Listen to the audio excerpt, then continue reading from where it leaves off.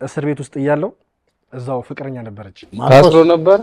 ቆይ ማርቆስ ተነስና ዱዓ አስደረግልኝ። ስንት ጊዜ ታሰርክ? ሳምንት ገባውጣ አብራክ የታሰረች ልጅ ናት? ነው አይደለም።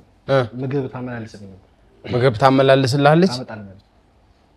ሰው ከማመላለሷ ጋር በተያያዘ ነው የፍቅር ግንኙነቱ የተጀመረው ወይስ ከፍቅር ግንኙነቱ በተያያዘ ነው ማመላለሱ የተጀመረው? እኔ ውስጥ ነበርኩ። ሌላ ሰው ልጠይቅ መጣች ጓደኛዬ። ኦኬ ታዛው ተዋወቅን። መመላለስ ጀመረ። አንተ ቢያገባ ወጪ አታውጣ፣ እናቱ ይጠይቁ።